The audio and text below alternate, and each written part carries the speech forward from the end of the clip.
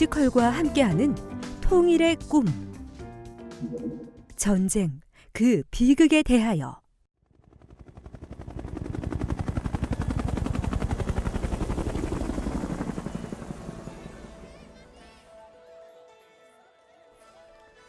안녕하세요. 박성윤입니다.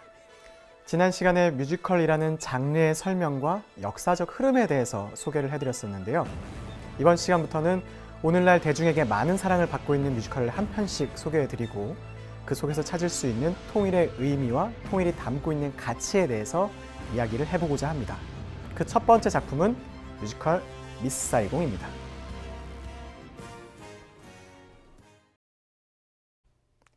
뮤지컬 미스 사이공은 캐츠, 레미제라블, 오페라 유령과 함께 빅4 뮤지컬로 불립니다.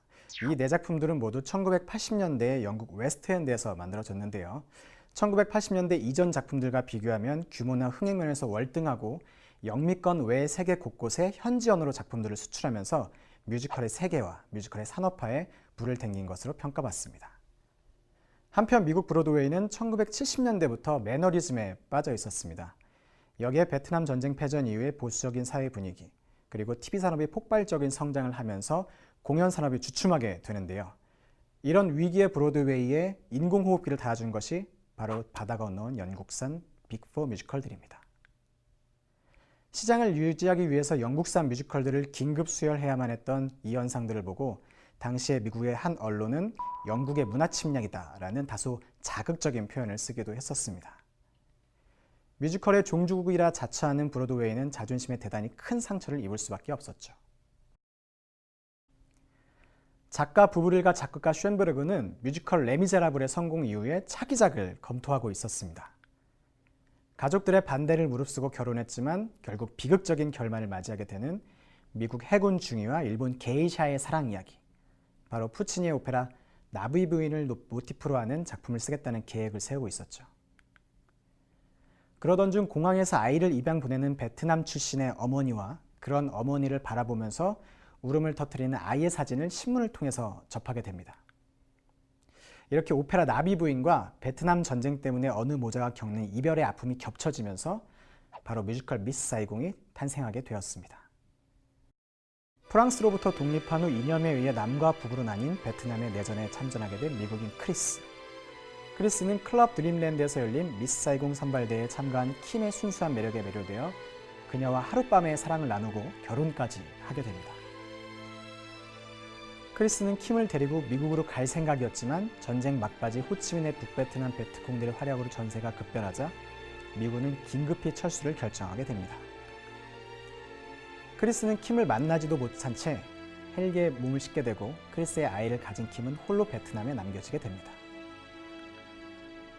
킴의 정혼자였던 투이는 북베트남의 정치 장교가 되어 친미 세력들을 척결하는 과정에서 킴이 미국인 크리스의 아들 템을 가졌다는 사실을 알고 템을 죽이려 합니다. 킴은 그런 투이를 향해 방아쇠를 당기죠.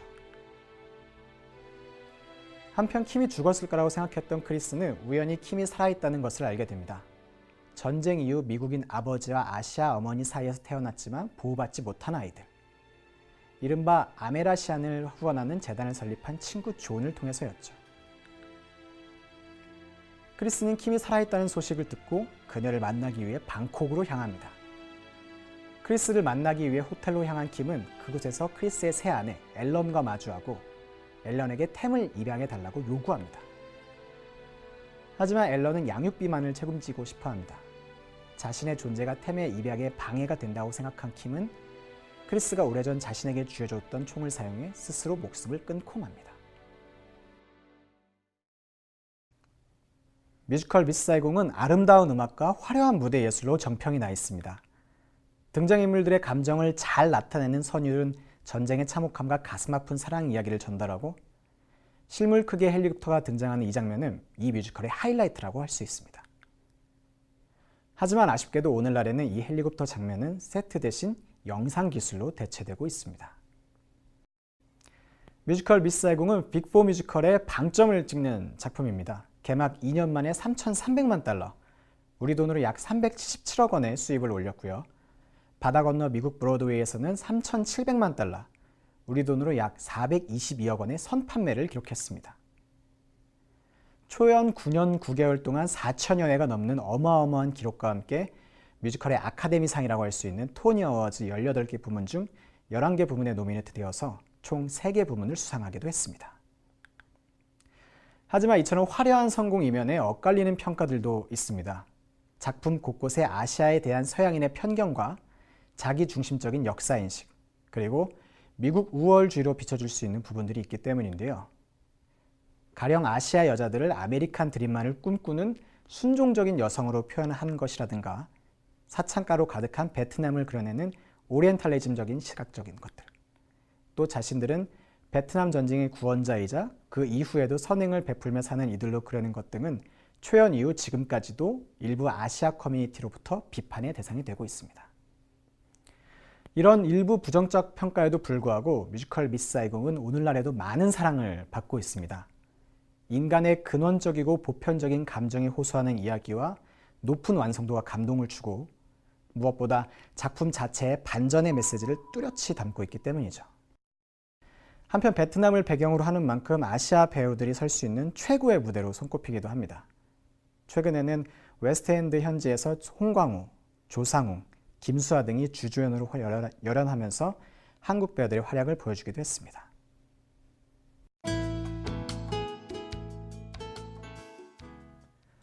미스 사이공은 전쟁이 평범한 한 개인의 사랑과 인생에 남긴 비극을 보여주는 것으로 강렬한 반전 메시지를 던집니다. 작품 속의 등장인물은 누구도 행복하지 않습니다. 서로 사랑했던 킴과 크리스도, 그들 사이에 태어난 템도, 킴을 사랑했던 투이와 크리스를 사랑하는 앨런 모두 전쟁의 피해자들입니다. 이처럼 전쟁은 한 인간의 삶을 파괴합니다. 모든 것을 앗아가죠.